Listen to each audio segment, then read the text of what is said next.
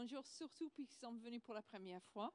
Et je voudrais d'abord remercier les familles et les amis des baptisés d'être venus. Vraiment, nous apprécions votre effort.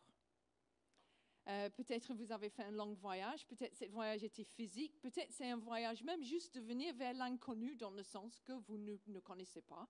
Et peut-être cet endroit, ce n'est pas votre endroit habituel. Et je veux dire, d'être présent est très, très puissante. Là, ce n'est pas simplement pour vous ce matin, mais pour nous tous, d'être présent est très, très puissant. Ce qui rend un mariage, mais vraiment un moment de joie, c'est tous les gens qui sont venus, oui. C'est le fait que tout le monde s'est rassemblé. Les gens qu'on ne voit pas depuis longtemps sont tous là. C'est la même chose à Noël. C'est ces moments-là ce qui nous marque parfois. C'est le souvenir. C'est le moment de connecter.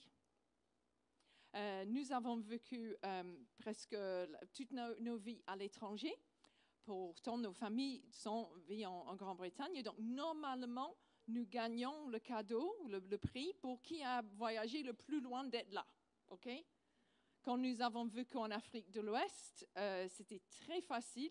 Souvent, ils le disaient même dans le repas après qui a voyagé le plus loin. Et je n'avais pas de doute. Hein? Je dis, baissez vos mains. Je suis venu de Burkina Faso. Vous allez gagner? Ah, mais non, c'est moi. Nous avons aussi connu ce que c'est la séparation pendant la période de Covid. Hein? Et je touche sur quelque chose là qui est douloureuse. J'ai assisté à les obsèques de mon oncle à distance, dans ma cuisine à Montpellier. Et de voir ma mère tout petite comme ça, sur un écran, qui s'approche à son autre frère pour l'embrasser. Mais c'est l'absence. C'est douloureux. Et dans un sens, l'histoire de toute la Bible, c'est de la présence de Dieu dans le jardin d'Éden, c'était ça. C'était d'être avec Dieu, c'est d'être présent avec lui. Puis la perte de cette présence. Et puis en Apocalypse, nous avons cette image remarquable de sa restauration complète et totale à la fin. C'est ça, la présence de Dieu perdue et regagnée, c'est la Bible. Dans l'Ancien Testament, la présence de Dieu était parfois effrayante. Je vais lire parfois des versets de la Bible et ils vont, j'espère, avec un technicien expert, être affichés derrière moi. En Exode 19, il y a un moment où Moïse y reçoit les 10 commandements, un moment qui est connu. Le seul lendemain, dès le lever du jour, il y a eu des coups de tonnerre et des éclairs. Une épaisse nuée couvrit la montagne. Et l'on entendit de sons de cornes très puissants. Dans le camp, tout le peuple se mit à trembler de peur. Moïse fit sortir tout le monde du camp à la rencontre de Dieu. Ils se tinrent au pied de la montagne. Le mont Sinaï était entièrement enveloppé de fumée, parce que l'Éternel était descendu là, au milieu du feu. Et la fumée s'élevait comme celle d'une fournaise. Toute la montagne était secouée d'un violent tremblement de terre. C'est une image terrifiante. Ce n'est pas rassurant du tout. Ça faisait peur à tout le monde. C'était la présence de Dieu. Mais en même temps, parfois, ces mêmes peuples avaient besoin de la présence de Dieu. Parce que quand ils ont traversé le désert, la présence de Dieu s'est manifestée dans une nuée ou dans une flamme la nuit, pour les guider. Sans la présence de Dieu, ils étaient perdus. Et perdus dans un désert, ce n'est pas agréable. Donc, terrifiant, mais nécessaire. Quelque chose qui faisait peur, mais en même temps donnait la vie. C'était tous les deux à la fois. Et Jésus, quand il est venu, il était la présence de Dieu sur terre. La révélation d'un Dieu qui dépasse entièrement notre compréhension, révélée dans une forme humaine, compréhensible. En Colossiens, c'est écrit, il est l'image de Dieu invisible. L'image de quelque chose qui ne peut pas être vu. Mais c'était une révélation forcément de courte durée. Il était sur la terre 33 ans. active dans sa ministère 3 ans. C'est tout. Donc, une révélation totale de Dieu, mais pour une période super limitée. Et dont nous sommes maintenant très loin en distance de temps. Et quand nous lisons dans la Bible, après les évangiles qui parlent de Jésus, les références pour la présence de Dieu diminuent beaucoup par rapport à l'Ancien Testament. C'est vraiment frappant. J'étais choquée de trouver ça moi-même quand j'ai étudié pour préparer cette parole. Parce qu'on a toujours l'idée de la présence de Dieu comme quelque chose qui est un jugement futur, quelque chose dans lequel nous allons participer. En 1 Thessaloniciens, c'est écrit que le Seigneur vous remplisse jusqu'en déborder d'amour les uns pour les autres et envers tous les hommes, à l'exemple de l'amour que nous vous portons. Qu'il affermisse ainsi votre cœur pour que vous soyez saints et irréprochables devant Dieu notre Père, devant Dieu dans sa présence, au jour où notre Seigneur Jésus-Christ viendra avec tous ses saints anges. Donc, il y a la présence de Dieu future, parce qu'il y aura un moment de jugement, et nous serons devant lui. Mais l'idée de chercher la présence de Dieu a fait un basculement très, très, très important. Et c'est parce que le Saint-Esprit nous a été donné. Le Saint-Esprit est avec nous, et même plus loin que ça, le Saint-Esprit est en nous. Dans la vie de la Christ, en chaque croyant. En Galates, c'est écrit, puisque vous êtes bien ses filles les fils et filles, Dieu a envoyé dans notre cœur l'Esprit de Dieu, de son Fils, qui crie Abba, c'est-à-dire Père.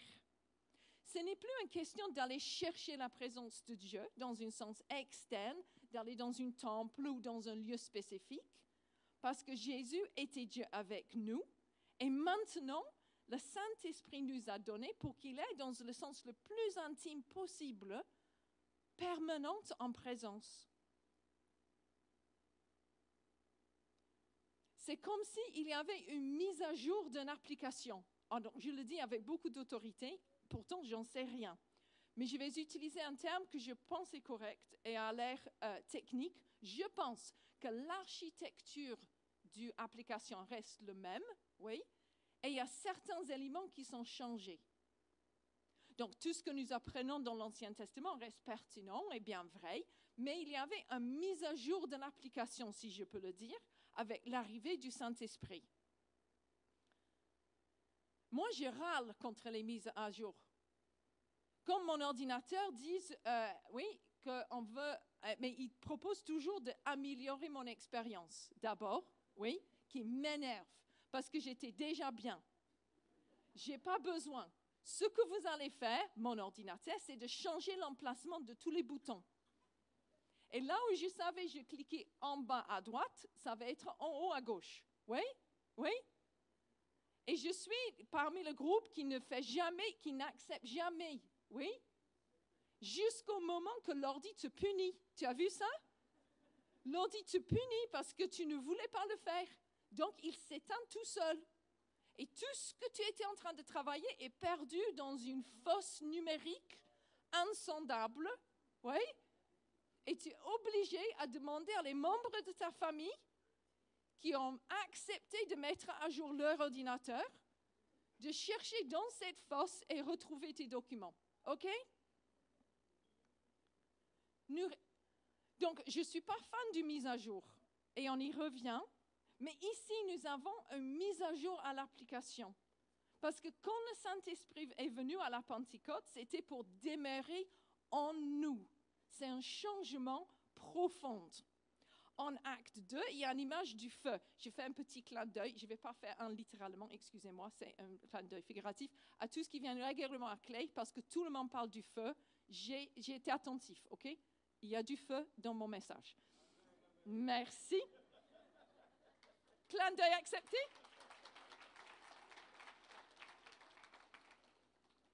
Moi, je vais dire un truc super simple sur le feu, mais je le dis quand même. Au même moment, bon, donc on a cette image de Pentecôte, oui, en acte 2. Et au moment où il va apparaître des sortes de langues qui ressemblaient à des flamèches. les flamèches, c'est des petits flammes, oui. Les flamèches, et le parti qui est important pour moi, elles se séparent et allèrent se poser sur la tête de chacun d'eux. C'était un don du Saint-Esprit individualisé. C'était pas vécu pour collectif. Ils étaient ensemble pour le recevoir, mais le don du Saint-Esprit était individuel, parce que le Saint-Esprit est venu pour vivre en nous. C'est nous, les disciples de Jésus, nous sommes maintenant porteurs de sa présence et pas chercheurs de sa présence. Nous sommes porteurs de sa présence. Et ça, c'est complètement différent. Et nous avons besoin de l'accepter pleinement. Je pense qu'on a du mal à l'accepter. Il n'y a pas les lieux spéciaux pour prier maintenant. Ça n'existe plus. Ce qui rend un lieu saint, ce sont les personnes qui se réunissent. Ne savez-vous pas que vous êtes le temple de Dieu? Vous êtes le temple de Dieu et que l'Esprit de Dieu habite en vous. 1 Corinthiens 3. Ce qui rend un endroit puissant, c'est l'accord entre nous. C'est notre unité en termes de croyants qui rendent un lieu puissant. Il n'y a pas de temps ni de jour spécial ou particulier pour prier. Il n'y a pas de personnes spéciales non plus. Il n'y a pas de grade. Il n'y a pas d'échelon. Moi, comme quelqu'un qui est resté assez longtemps, je suis entrée dans le système français un peu tard, je crois. Parce que j'ai resté à échelon 0, pas même 1, 0 dans mon travail. Hein? Il n'y a pas d'échelon, merci Seigneur, dans le royaume de Dieu. Il y a un accès égal pour tout le monde. Parce que Jésus est devenu péché pour que nous puissions devenir la justice de Dieu. C'est un échange total et c'est la même pour tout le monde. En Corinthiens 5, c'est écrit, « Celui qui était innocent de tout péché, Dieu l'a condamné comme un pécheur à notre place, pour que dans l'union avec Christ, nous recevions la justice que Dieu accorde. » Et il n'y a pas mieux que ça. Chaque chrétien reçoit la justice de Jésus-Christ et vous ne pouvez pas l'améliorer. Nous sommes tous les mêmes devant lui. Dieu pardonne mes péchés et il n'y a pas des chrétiens qui brillent spécialement. Il n'y a pas des chrétiens qui se distinguent. Le jour où Jésus est mort, il y avait un temple physique à Jérusalem. Et il y avait un rideau qui séparait le parti qui était vu comme sacré du reste. Et c'était déchiré d'en haut en bas. Plus d'accès limité. C'est fini. Cette manière de penser à la présence de Dieu est transformée. Et pourquoi alors nous voulions souvent donner à des lieux ou des temps ou des personnes une certaine importance? Et je pense que c'est parce que c'est plus simple. Ça aurait été plus facile. Si je peux vous garantir que vous venez ici dimanche matin à 10h, vous seriez bénis, mais c'est facile, non? Si je peux isoler la personne dans la salle qui est capable de prier, et c'est ces prières-là qui sont exaucées, mais on va juste faire un que. Oui? Et moi, je suis anglaise, donc ça sera un que bien organisé. Hein? Vous allez être rangés l'un après l'autre et il n'y aura aucun coupe de fil chez moi. Mais ça aurait été plus facile.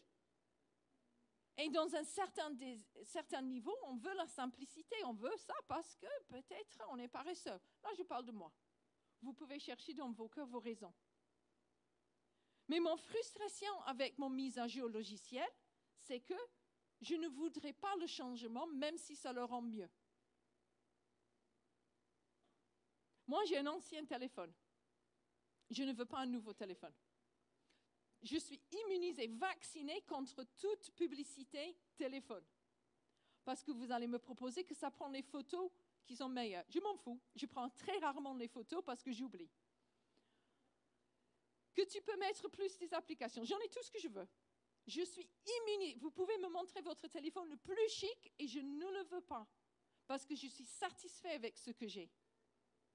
En termes de téléphone, c'est OK, hein? J'espère que vous ne me jugez pas, sauf que parfois maintenant, je pense que quand je le sors, les gens commencent à me juger.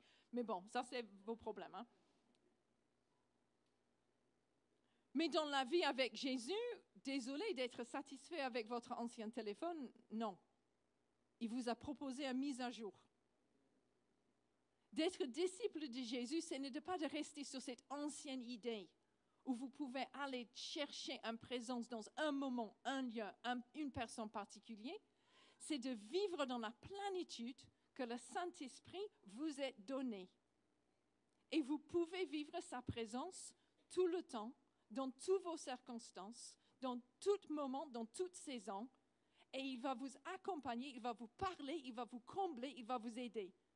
Ça, c'est ce que vous pouvez avoir. Donc, pourquoi vous voulez l'ancien? Donc, avant que je donne cette illustration, je veux donner tous mes respects aux musiciens. OK?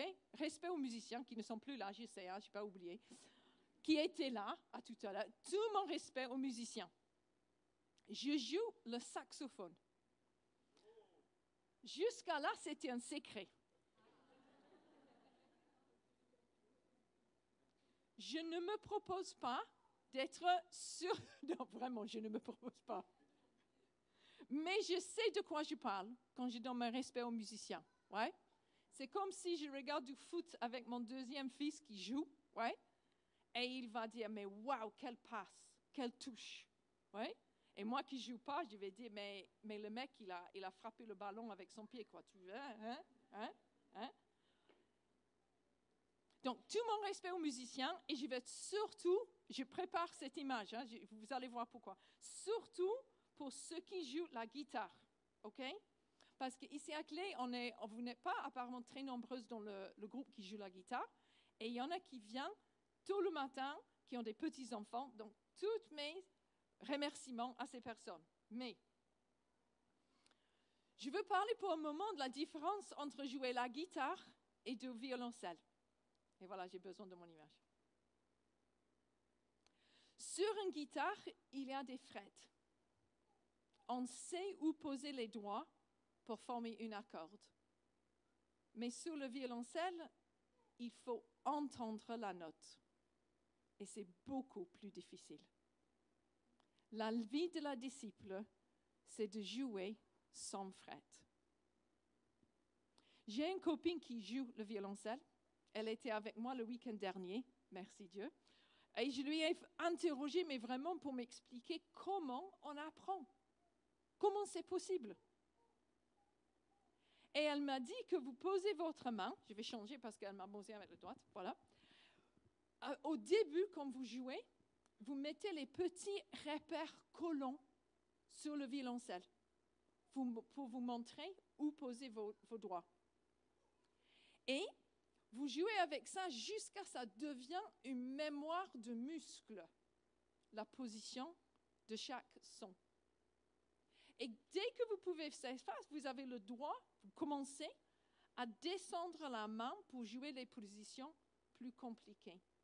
Parce que vous avez retenu, vous avez appris quelque chose et c'est devenu intrinsèque à vous-même. C'est devenu une mémoire de muscles. Les habitudes et la discipline dans la vie chrétienne nous font du bien. Mais il faut apprendre, il ne faut pas nous limiter à ces habitudes. Il ne faut pas chercher chaque fois qu'il y a un guide explicite pour vivre. Il faut apprendre à marcher au son de la voix du Saint-Esprit. Quand elle apprend un nouveau morceau, elle va répéter les passages les plus difficiles encore et encore et encore et encore et encore et encore et encore. Et elle a dit, il n'y a aucun plaisir de l'entendre à ce moment-là. Et les moments dans notre vie de disciple, il faut qu'on travaille quelque chose. Et on va y revenir, et on va y revenir, et on va y revenir. Et il faut du travail. C'est un travail, c'est une discipline, c'est un choix.